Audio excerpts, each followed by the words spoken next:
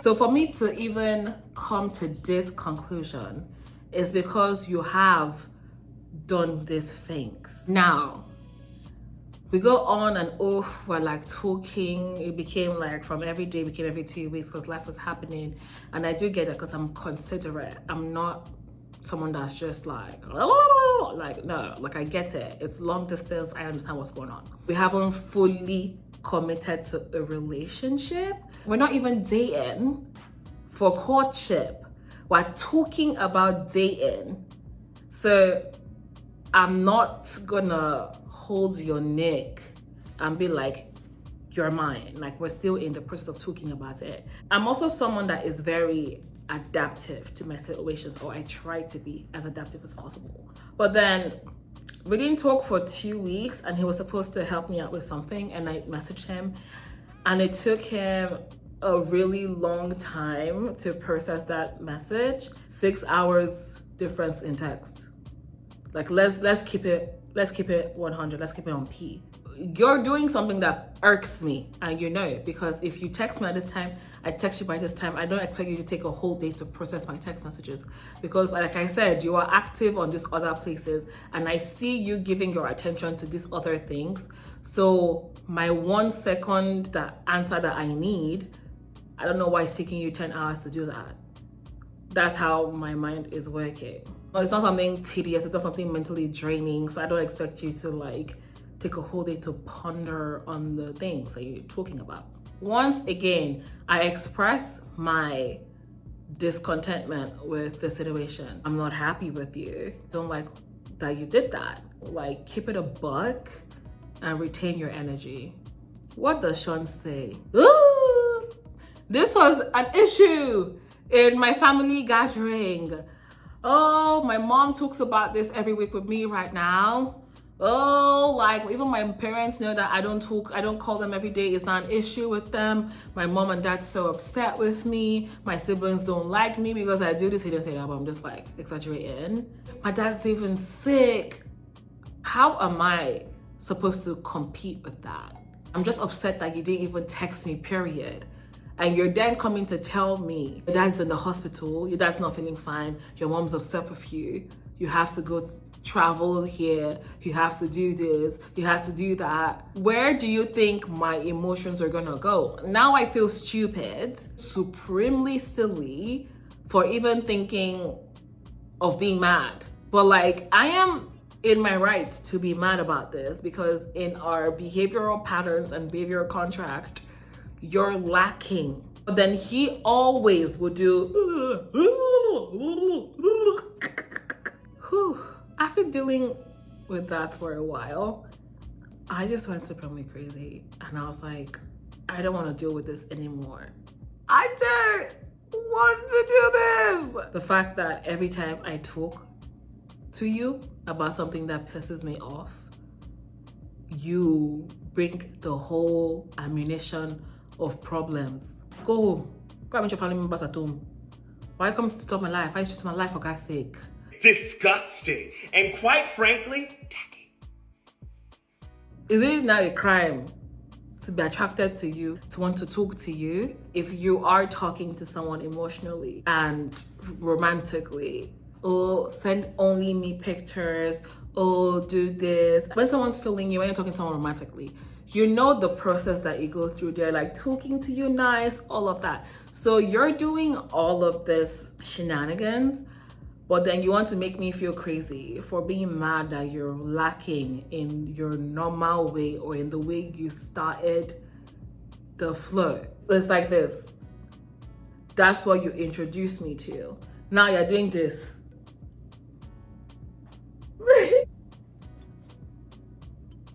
And I'm supposed to be like, oh, that's cool. No, like I'm gonna be pissed. I'm a creature of order. I like when things flow. I like a to-do list. I like the flow. Don't take me out of my bag. That's not very cash money of you. Why are you doing that, bro? Why? Once again, it pulls up to being possessed, because why would you do that? Do you guys get me? Do you guys get me?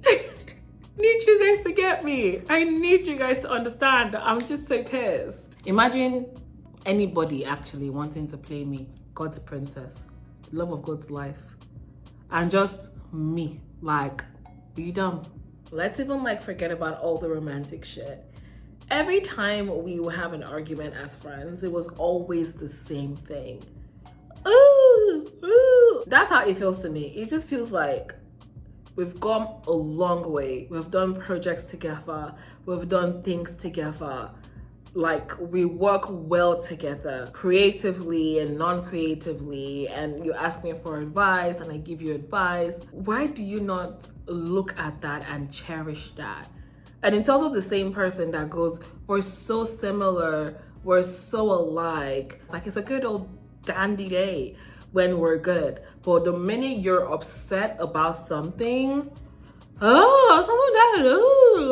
like, at a point, it just gets tiring for people. Like, why are you doing that? Like, it's gross, to say the least. To say the least. Like, get it together. Come on now. Like, get it together. It's shit behavior. If we're gonna call a spade, it's shit behavior. Because if you truly want to apologize about something, you apologize and keep it moving. Right? There's no buts. You then go on after you've apologized to say the reason why. But you don't go, yeah, I get that you're upset, but life is happening and everyone's dying and the apocalypse and zombies and snakes and Frankenstein came back to life in my basement. So now I can't even send you a text back and I can't send you the money I lent you. Like, why do you do that? Like, why do people do that? You're making me feel bad about something that I have rights, emotional rights to. You see how that's just kind of cunning and just devious and once again possessed. Get it together. Dealing with these people. Dealing with people like Sean, who every time you have an issue, I'm upset because 1 + 1 = 2. And they go, oh, I know I'm horrible. Tell them, yes. Yes, you are.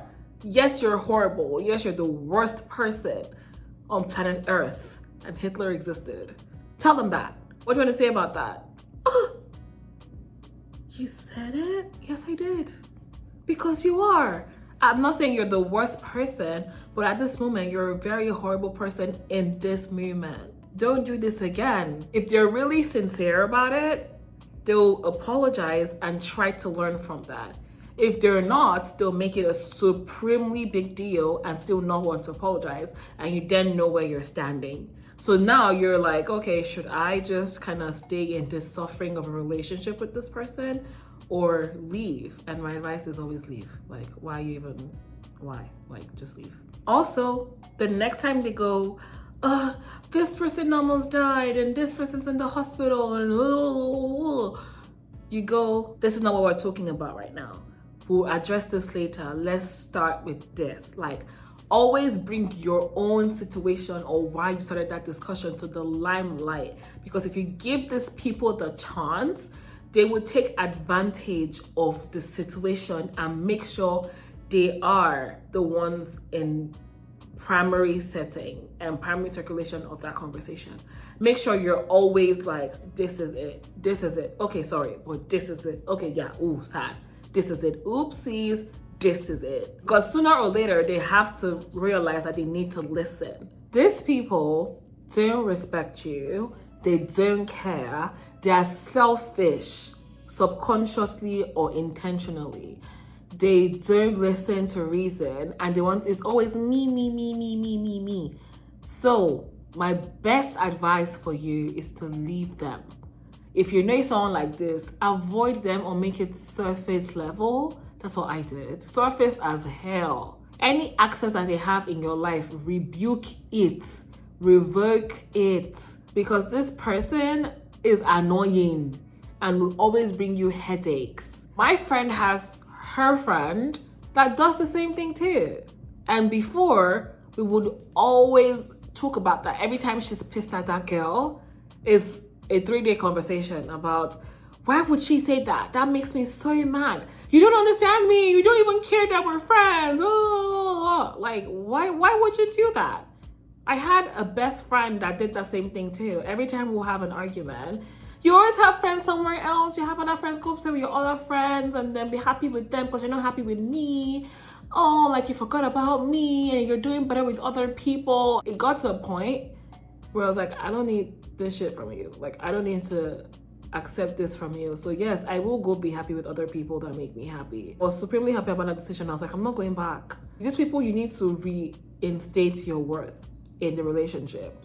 And that is draining to have to constantly stand on your value when you can just understand my value and can keep it a buck and keep it moving. Like, why do you like stress? Like, don't stress me. I'm a soft babe. I know that I'm always like serious with you guys and aggressive and but like, I'm a soft babe. I'm a softie. I like sweet things. Left to me, I'll be living in the clouds on an ice cream. Like, bruh, I don't have a problem. So don't bring your own problem to me. That's how I see it. And when you're dealing with these people, you need to extremely focus on why you're there. Focus on the action and not the behavior. You ate my lunch. Why did you eat my lunch? I don't care if your dad was kidnapped. Why did you eat my lunch? I don't care if you're a bad person. I don't care if something happened to you. I don't care about all your alphabet problems. Why did you eat my lunch? Once we discuss that, we could then start talking about all your other issues. But right now, why did you eat my lunch? That's the action that you did that ticked me off. We will discuss your actions before we go into any behavioral patterns that make you a horrible person.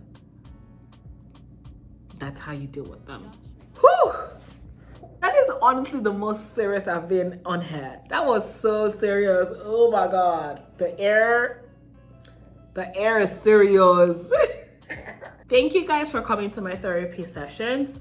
I feel like this is one of the hard truths that just need to be said and needs to be heard. If you do this, please stop acting like you're possessed. Get it together. Get it together. The world does not revolve around you. You're not so special. Get a grip. Stop.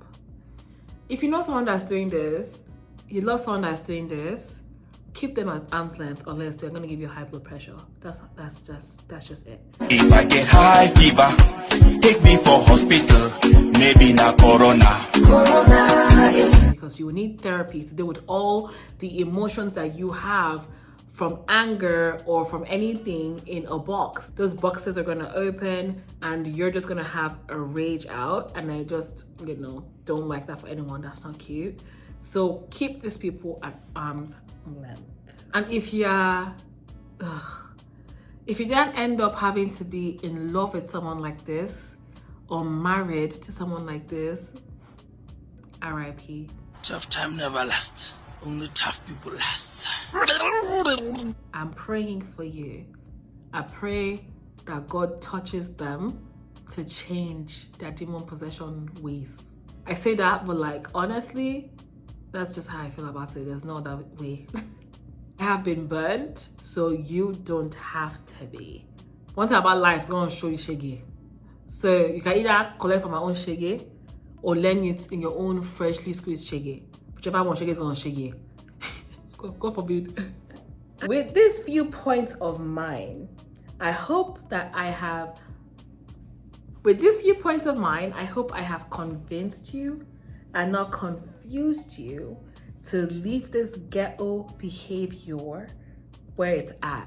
Trash it in the bin, leave it by the door. Don't bring it into your life and don't accept it. All right. See you real soon. Don't forget to like, subscribe, and share this video. I love you guys. You guys make my world go round. See you guys real soon. Toodles. I love you. Bye.